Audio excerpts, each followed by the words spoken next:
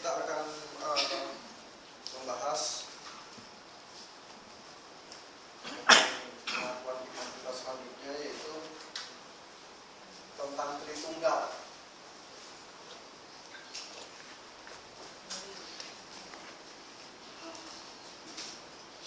Tritunggal itu luar biasa ini. Jadi orang-orang yang memahami, orang-orang Kristen seharusnya paham supaya jangan disikat habis sama orang-orang saksi Yehova ya. Mereka begitu luar biasa, bersemangat. Kita ini harusnya lebih semangat lagi. Kita coba lihat Markus 12 ayat 29. Markus 12 ayat 29.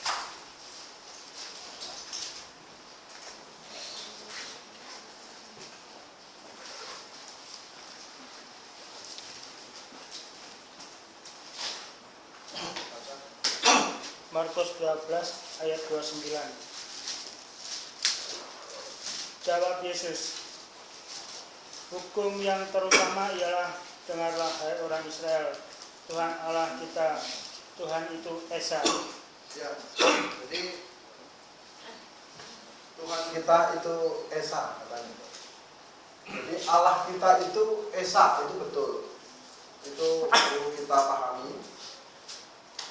Allah itu Esa. Markus 12 ayat 29. Itu betul sekali.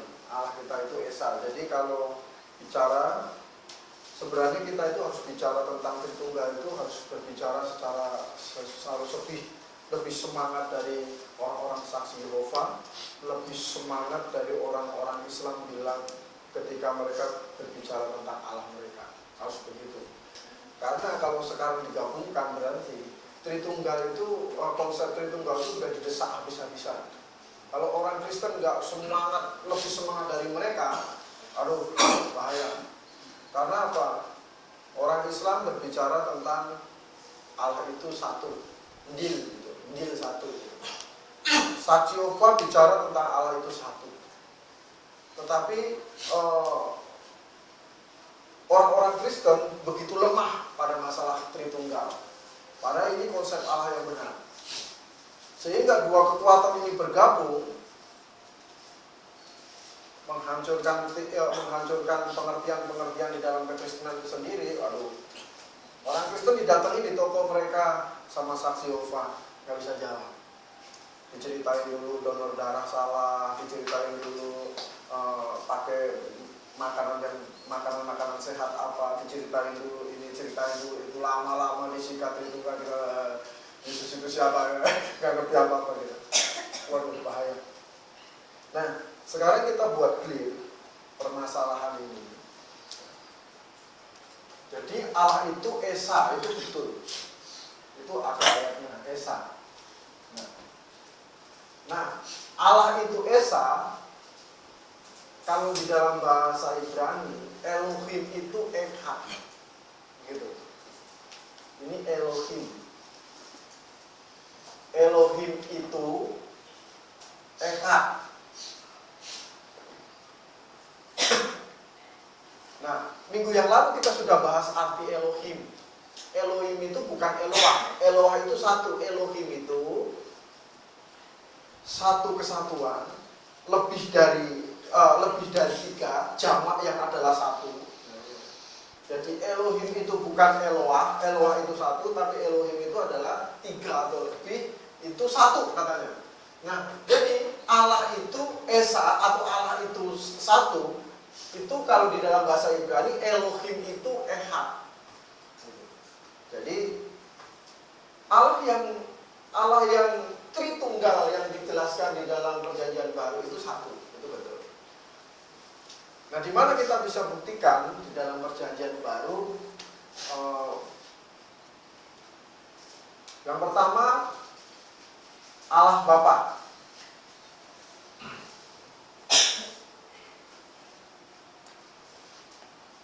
Jadi ada oknum Allah Bapa. Coba kita lihat Roma pasal 1 ayat 7. Roma pasal 1 ayat yang ke-7. Kepada kamu sekalian yang tinggal di Roma, yang dikasihi Allah, yang dipanggil dan dijadikan orang-orang kudus, kasih karunia menyertai kamu dan damai sejahtera dari Allah Bapa kita dan dari Tuhan Yesus Kristus. Ya, Roma pasal 1 ayat 7. Dari Allah Bapa kita. Jadi Allah Bapa. Jadi di dalam Roma pasal 1 ayat 7 itu ada Allah Bapa. Kemudian kita coba lihat yang kedua, Allah Anak. Jadi oknum anak ini bukan hanya sekedar anak, tetapi juga disebut Allah. Coba kita lihat di yang pertama, kita tunjukkan dua ayat dulu, Ibrani pasal 1 ayat 8.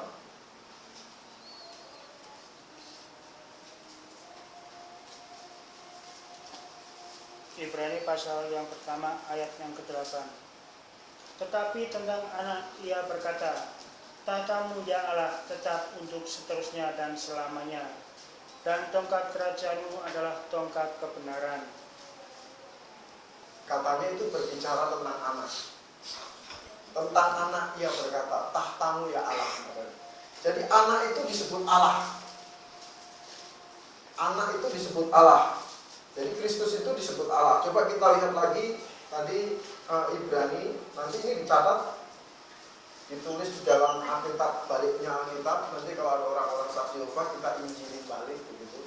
Mereka itu sebenarnya sok mengerti, sok tahu. Kenapa? Karena banyak orang itu sendiri nggak tahu. Begitu disikat oleh pengetahuan mereka, kita nggak bisa jawab, mereka besar kepala gitu. Akhirnya mereka terlalu berani, terlalu pede. Nah, kalau kita bisa jelaskan sama mereka, tunjukkan ayat-ayat sama mereka bahwa konsep mereka salah, mereka itu yang baru setengah-setengah mengerti itu kaget juga, oh iya juga loh, begitu. Jadi jangan kita diam begitu maksudnya. Ibrani pasal 1 ayat 8 tadi, ini berbicara tentang anak. Nah, saksi Yehova sangat menolak Kristus itu adalah Allah. Ditolak habis-habisan, itu bukan Allah itu. Itu anak yang paling dikasih, cuma begitu, tapi bukan Allah. Nah, coba kita lihat lagi Roma pasal 9 ayat 5.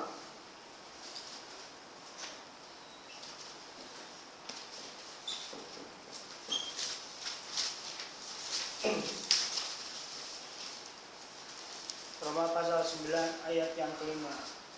Mereka adalah keturunan bapa-bapa leluhur yang menurunkan Mesias dalam keadaannya sebagai manusia yang ada di atas segala sesuatu.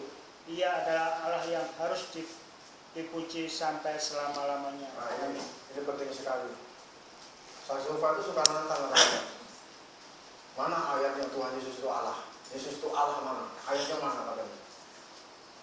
Ahmad Didat sebelum meninggal, dia mau kasih bonus sama orang Kristen, kata siapa yang bisa menunjukkan ayat di perjanjian baru kalau Yesus itu Allah. Nah, itu luar biasa mereka. Nah, kalau di Roma pasal 9 ayat 5 itu jelas telak ya. 9 ayat 5, mereka adalah keturunan bapa-bapa leluhur yang menurunkan Mesias dalam kerajaannya sebagai manusia yang ada di atas segala sesuatu. Ia adalah Allah. Ia adalah Allah yang harus dipuji sampai selama-lamanya. Penting. Jadi ini tolong digarisbawahi. Ia adalah Allah. Ya, ia adalah Allah yang harus dipuji sampai selama-lamanya. Amin. Jadi berbicara tentang Tuhan Yesus, Roma pasal 9 ayat 5 berkata Yesus itu Allah. Itu penting. Masih banyak ayatnya. Coba kita lihat satu lagi, kalau itu satu lagi biar 3 itu cocok. Kita lihat Titus pasal 2 ayat 13. Titus pasal 2 ayat 13.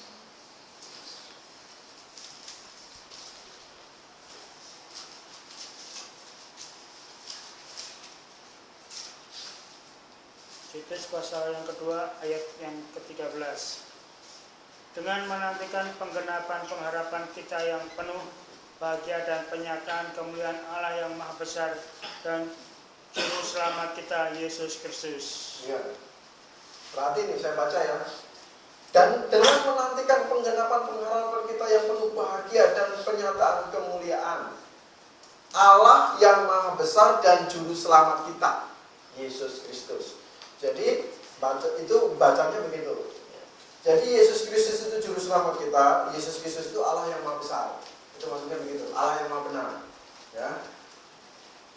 Allah yang Maha Besar. Dengan menantikan penggenapan pengharapan kita yang penuh bahagia dan penyataan kemuliaan Allah yang Maha Besar dan Juru Selamat kita. Siapa? Yesus Kristus. Begitu. Jadi Yesus Kristus itu Allah yang Maha Besar dan Juru Selamat. Dan Titus itu disebut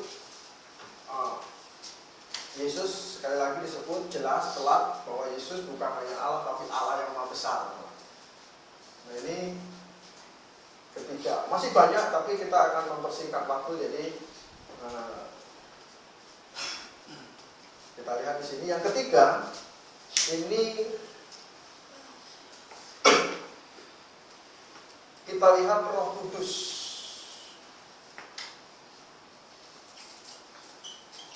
Roh Kudus adalah Allah.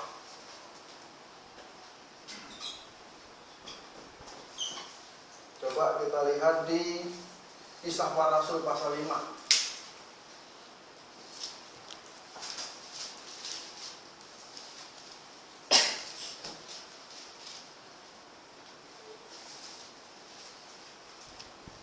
Kisah Para Rasul pasal 5 ayat 3 sampai 4. Kisah Para Rasul pasal 5 ayat 3 sampai yang keempat. Tetapi Petrus berkata, Ananias, mengapa hatimu dikuasai iblis, sehingga engkau mendustai Roh Kudus dan menahan sebagian dari hasil penjualan tanah itu? Selama tanah itu tidak dijual, bukankah itu tetap kepunyaanmu? Dan setelah dijual, bukankah hasilnya itu tetap dalam kuasamu? Mengapa engkau merencanakan perbuatan itu dalam hatimu? Engkau bukan mendustai manusia, tetapi mendustai Allah. Ya. Coba ayat 3 saya baca. Tetapi Petrus berkata, Ananias, mengapa hatimu dikuasai iblis sehingga engkau mendustai Roh Kudus dan menahan sebagian dari hasil penjualan tanah itu? Garis bawahi, mendustai Roh Kudus. Ayat 4. Selama tanah itu tidak dijual, bukankah itu tetap kepunyaanmu? Dan setelah dijual, bukankah hasilnya itu tetap adalah kuasamu? Tetap dalam kuasamu. Mengapa engkau merencanakan perbuatan itu dalam hatimu? Engkau bukan mendustai manusia, tetapi mendustai Allah. Jadi Roh Kudus itu adalah oknum Allah juga. Tadi di atas ayat 3 disebut mendustai Roh Kudus, di ayat 4 mendustai Allah. Jadi Roh Kudus itu adalah Allah. Tanda-tanda Roh Kudus adalah Allah itu banyak sekali. Roh Kudus itu bisa didustai. Ya, Roh Kudus bisa didustai. Bahkan ada beberapa Roh Kudus bisa didukakan, dibuat sedih. Itu oknum namanya. Kalau cuma tenaga, saksi Yehova itu bilang Roh Kudus itu tenaga atau power atau spirit. Jadi tenaganya saja, dia bukan oknum atau pribadi. Kalau dia tenaga, itu tidak bisa dibuat sedih, tidak bisa didukakan. Untuk mendukakan Roh Kudus Allah. Tidak bisa, kekuatan untuk didukakan itu apa? Tetapi ini rupanya adalah oknum atau pribadi. Jadi Roh Kudus ini bisa didukakan, dihujat. Kekuatan atau power Allah tidak bisa dihujat. Yang dihujat ya Allah. Gitu. Tetapi ini dia bisa dihujat Roh Kudus itu. Gitu ya. Roh Kudus berbicara, Wahyu pasal 2 ayat 7. Roma pasal 8 ayat 26 mendoakan. Roh Kudus itu malah mendoakan gitu ya. Jadi itu bukan sekedar kekuatan gitu ya. Terus kemudian ini yang penting kita lihat di Yohanes pasal 15 ayat 26.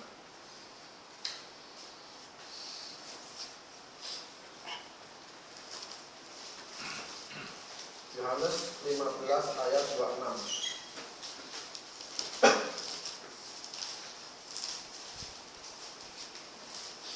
Yohanes 15 ayat yang ke-26. Jikalau penghibur yang akan putus dari Bapa datang, yaitu roh kebenaran yang keluar dari Bapa, ia akan bersaksi tentang aku. Tentang Ya, oke. Dulu. Kata ia itu berbicara tentang Roh Kudus. Roh Kudus itu adalah roh kebenaran. Tentang ia katanya, kata ia. Nah, ini saya ajak sedikit berpikir, kata ia itu menggunakan bahasa Yunani ekainos.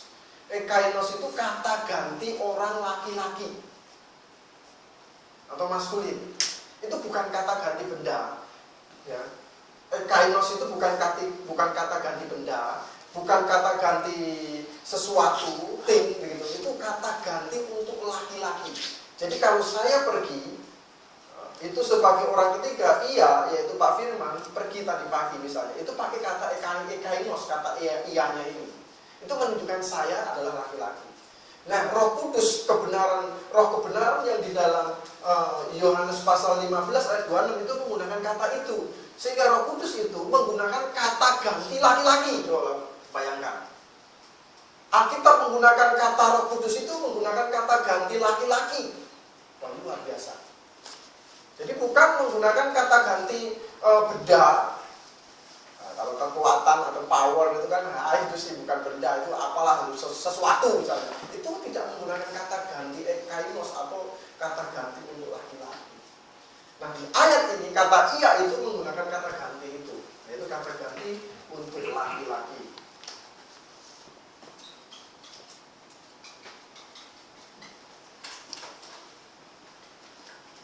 Jadi secara simpel di sini kita bisa melihat bahwa ketritunggalan Allah di dalam 1 Yohanes pasal 5. Coba kita lihat 1 Yohanes pasal 5.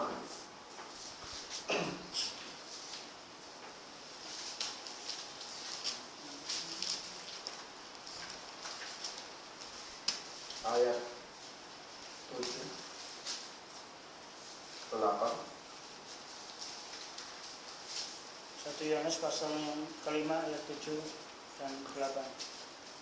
Sebab ada 3 yang memberi kesaksian di dalam surga, Bapa, Firman, dan Roh Kudus, dan ketiganya adalah satu. Dan ada 3 yang memberi kesaksian di bumi, roh dan air dan darat, dan ketiganya adalah satu. Ini penting sekali Bapak Ibu. Ini adalah kasus teologi namanya, kasus yang sangat besar yang terjadi di dalam kalangan dunia peralkitaban, ibaratnya begitu. Dunia Alkitab itu sangat melihat di masalah ini. Jadi ini adalah barometer. Kalau mau sekolah Alkitab, lihat sekolah Alkitab itu menggunakan Alkitab versi apa, begitu. Luar biasa. Kita misalnya mau ke Amerika. Ke Amerika itu kamu mau sekolah di mana? Sekolah Alkitab di mana? Sekolah Alkitab di Alkitabnya dulu dia lihat. Alkitabnya versi apa? Versi apa? Begitu. Yaitu yang mana? Versi yang paling gampang dilihat itu adalah di Yohanes pasal 5 ayat 7 sampai 8. Atau di dalam bahasa Latinnya disebut sebagai istilah Johannine Koma. Johannine Koma itu apa? Tanda. Satu kalimat, satu ayat yang ada di Yohanes 1 Yohanes pasal 5 ayat 7 sampai 8. Di Lembaga Alkitab Indonesia itu dikurung. Banyak orang awam tidak tahu apa sih Lembaga Alkitab Indonesia kok dikurang-kurung ini maksudnya apa gitu. Gini Pak. Itu ada 2 versi Alkitab yang sedang bertempur saat ini. Versi Alkitab pertama itu sederhananya saya tulis dengan singkatan TR, Textus Receptus, atau teks tradisional, teks turun-temurun yang dipertahankan. Terus kemudian ada versi CT atau critical text. Critical text itu muncul belakangan mengkritik teks-teks yang bahasanya kacau-kacau, ibaratnya begitu. Nah, celakanya di critical text ini mengurangi banyak-banyak ayat, termasuk Johannine Koma ini. Johannine Koma itu di Lembaga Alkitab Indonesia itu di koma. Yang apa yang dikurung? Yaitu kata ini, di dalam surga. Nah, ini penting ini. Di dalam surga Bapa, Firman, dan Roh Kudus. Dan ketiganya adalah satu. Dan ada tiga yang memberi kesaksian di bumi itu dibunuh. Nah, saksi Yehova menggunakan versi Alkitab CT namanya. Dan banyak sekolah-sekolah Alkitab di Indonesia ini menggunakan versi CT ini. Nah, versi Tactus Restatus ini hanya digunakan secara terang-terangan di Indonesia oleh sekolah Alkitab kita saja. Sekolah Tinggi Teologi Agrafik. Saat menggunakan CT. Jadi kalau Yohanes 5 ayat 7 sampai 8 nggak ada bunyinya begini, nanti baca ayat mereka itu. Di dalam surga Bapa, Firman, dan Roh Kudus dan ketiganya adalah satu, itu nggak ada. Padahal itu ayat begitu penting. Jadi sekarang yang menyerang ketritunggalan itu siapa, Pak? Menyerang ketritunggalan itu pertama saksi Yehova. Kalau orang Muslim jelas mereka nggak percaya. Saksi Yehova itu jelas nggak percaya. Kemudian kalangan akademisi Kristen. Apalagi kalau sudah sekolahnya Belanda, sekolah ke Jerman, itu isinya orang-orang yang sekolah-sekolah yang liberal semua. Tubingen segala macam itu, kalau di kalangan teologi menyebutnya mbahnya liberal. Mereka selalu memproduksi hamba-hamba Tuhan yang liberal punya sifat. Gitu. Nah, ini ayatnya yang mereka gantikan itu ini, yang mereka pakai versi ini, critical text. Nah, kita menggunakan versi ini, Tactus Restatus. Nah, di Lembaga Alkitab Indonesia ada hal yang baik, yaitu dia bingung. Lembaga ini bingung, apa mau dibuang atau tidak. Dulu pernah ada soalnya, gitu. Zaman dulu pertama-tama zaman Belanda itu ada gitu. Sekarang kok jadi nggak ada versi-versi yang lain gitu loh. Akhirnya mereka kurung saja. Tetapi ada yang keceplosan. Coba kita lihat 1 Yohanes pasal 4 ayat 3. Ini kasus 1 Yohanes pasal 3 ayat 4. 1 Yohanes pasal 3 ayat 4. Oh sorry, kebalik. 1 Yohanes pasal 4 ayat 3.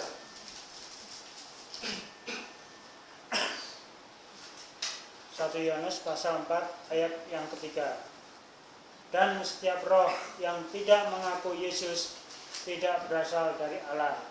Roh itu adalah roh antikristus, dan tentang dia telah kamu dengar bahwa ia akan datang, dan sekarang ini ia sudah ada di dalam dunia. Ayo perhatiin, Pak.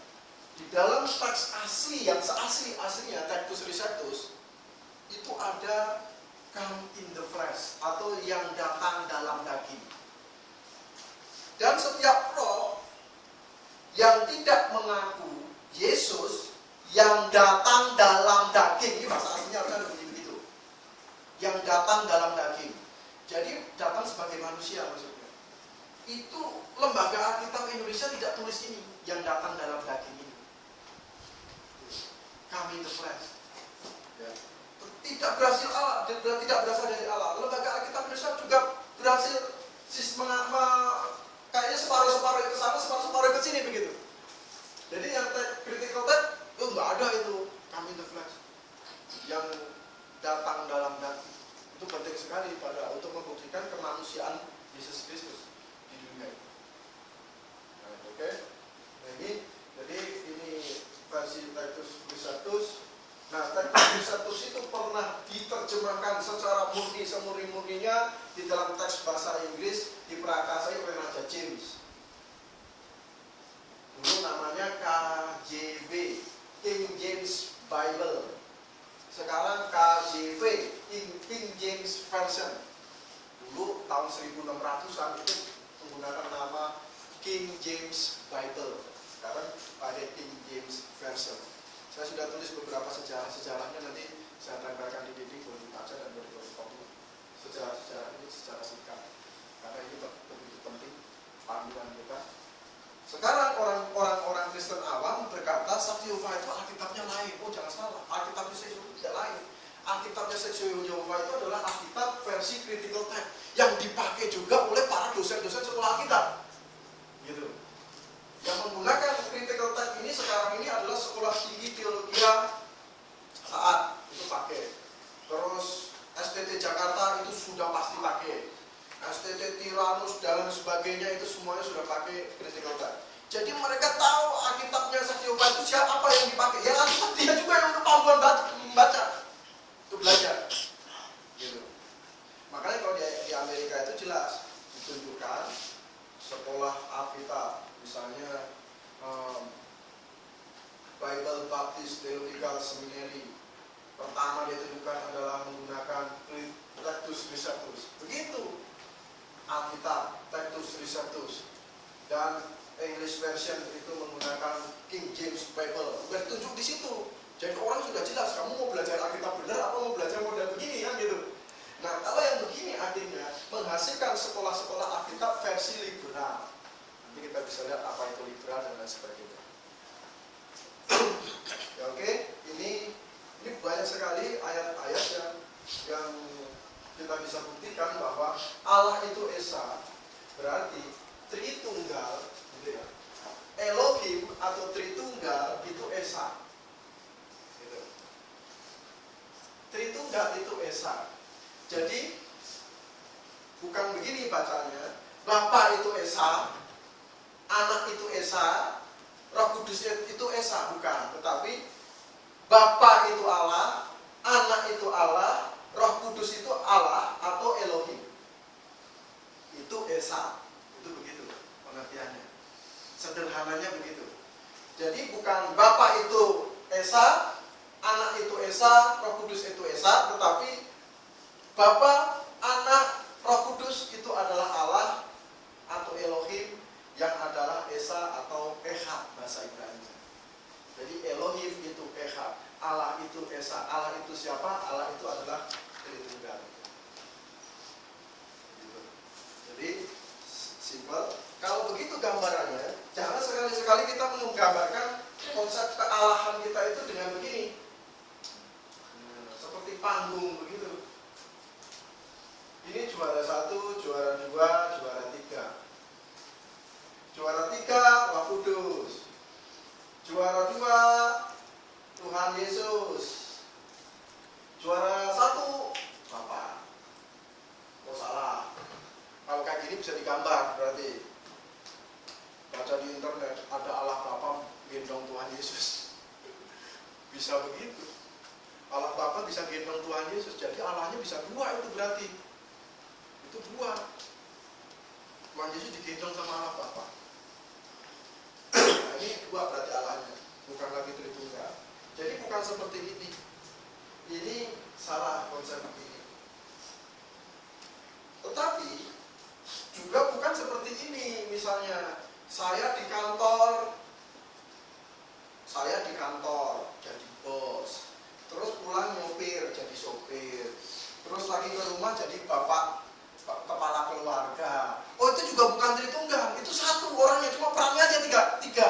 Kalau seperti ini, benerlah orang Islam bilang bahwa kalau begitu kalau Tuhan jadi manusia surga kosong dong, gitu. Karena perannya sudah berubah jadi manusia. Nah, itu juga salah, itu bukan Tritunggal, itu tiga peran, satu oknum tiga peran, itu bukan Tritunggal. Jadi sulit untuk menggambarkan ketritunggalan itu dengan apa? Misalnya api. Disebut api ya bukan api, disebut bara ya bukan bara, disebut apa ya pokoknya ada nyelomot panas aja pokoknya begitu. Juga bukan begitu, itu satu itu oknum. Tapi ini tiga. Tiga ini adalah satu Tritunggal. Jadi punya masing-masing.